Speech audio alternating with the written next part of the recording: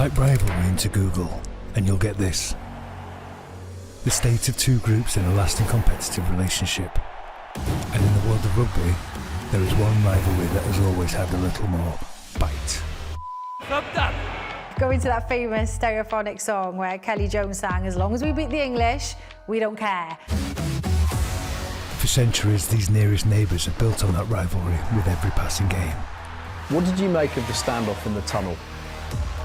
It boils over probably more often than it does with the other nations. I just think it means a bit more to everyone. The only time that we really want to put the toll back on the Severn Bridge is when England play Wales.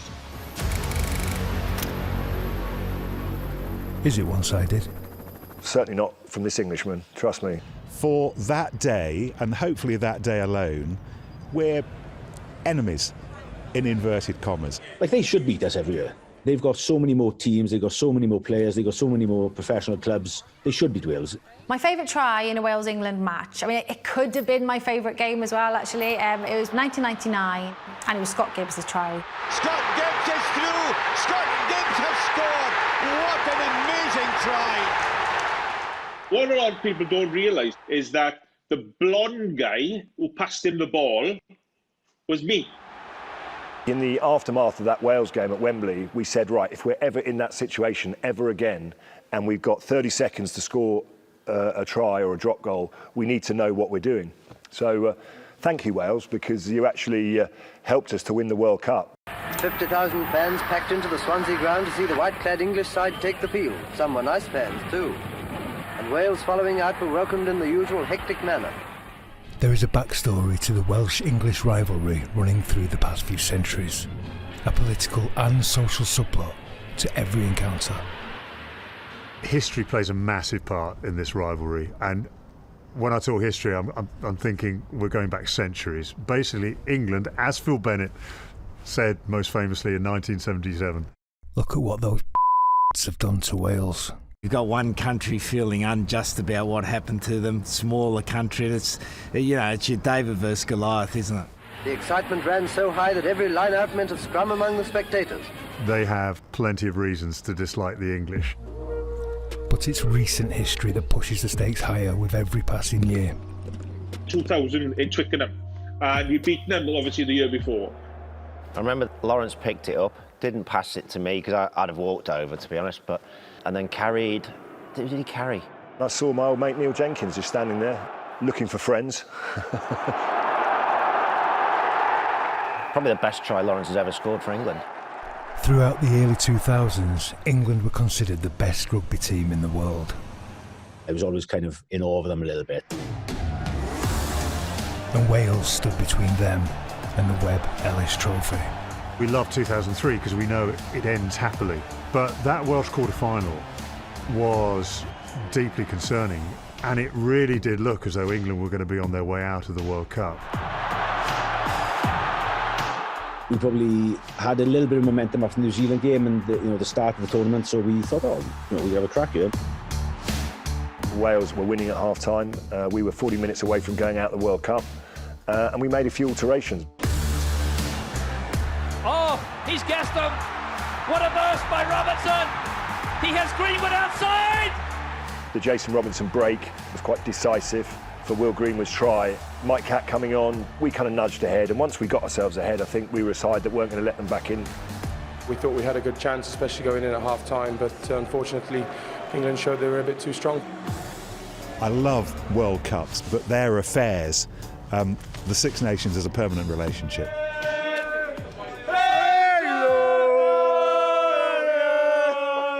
When you arrive in Cardiff as an England player, you know what it means to every single person. It doesn't help when your head coach decides to put a massive, great big rose all over your bus. People are waving at you, but with not all their fingers showing. The Welsh fans have got huge pride and passion for their team, but so have the English fans. We just don't shout about it as much. 2005, losing to Wales at what is now the Principality. Gavin Henson, he'd obviously had that massive moment, smashing 18-year-old Matt Tate in the tackle early on. seeing him lining it up, and you could just sort of feel that it was his destiny to knock this over, and yeah, didn't make it any easier to take. In the years that followed, Wales went on to win 2 Grand Slams and England the championship in 2011. But no one was prepared for what happened next. 2013, I just thought I'd bet everybody in Wales £1 that England would win. And then I recognised that Steve Walsh was the referee about 48 seconds later, and typed another tweet saying the bet is off, I've just seen who's the ref. But within that time period, I had 48 responses taking up the bet. So legally, I owe 48 people in Wales £1. We beat England 30 points to 3, I think it was. But it was more so, not just the way we won that game and won the championship that year, but the singing. That is the best I've heard my Hen Mlad Fanade being sung. And also, God Save the Queen that day here in Cardiff was sung better than I've heard it sung in Twickenham. The atmosphere that day was absolutely electric. Cuthbert, hands off Brown! Cuthbert for the line! That's a wonderful finish by Alex Cuthbert! There's an example there where you go with the expectations and the Grand Slam on the line and everything that comes with that, and you get there and you know, we were found wanting that day. 2 years later, an opportunity for redemption. Never seen anything like this before. Paul James, Chris Robshaw, who blinks first? What did you make of the standoff in the tunnel? I think there's a growing level of inner belief and confidence in the team. Tunnelgate I thought was hilarious. I was watching on TV and I just loved what England were doing. They were not going to be dragged out onto the pitch. We kind of wanted to make sure that we went there and tried to impose ourselves. Excellent hands and feet, and score by Jonathan Joseph. We just wanted to make sure that we sort of got a grip early on, and maybe it had nothing to do with the game, or maybe it did, who knows? We'll never know.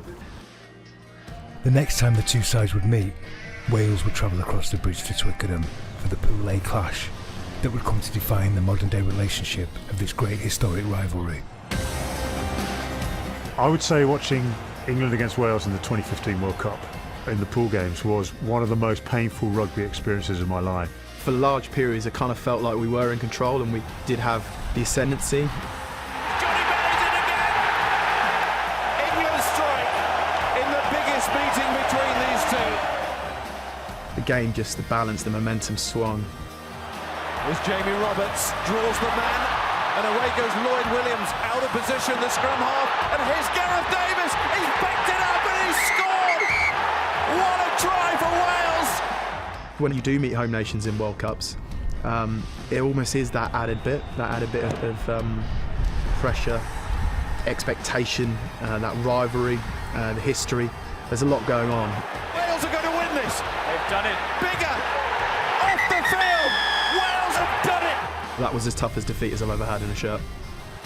I interviewed Sam Warburton and I interviewed Jamie Roberts, and they both said, without any gloating, we feel for the England players because we know how painful this is going to be for them. Oh wow, what an unbelievable result. I mean, amazing test match for a World Cup. You know, as a Welsh person, that rivalry is massive, but it's also a respectful and friendly rivalry as well.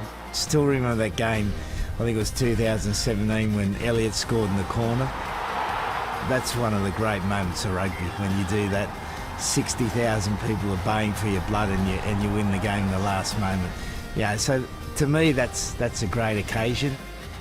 England Wales, it just brings out that fighting spirit, that courage to never say die attitude in both teams, and you see that on the field. And I think it's a wonderful fixture where you see rugby at its best.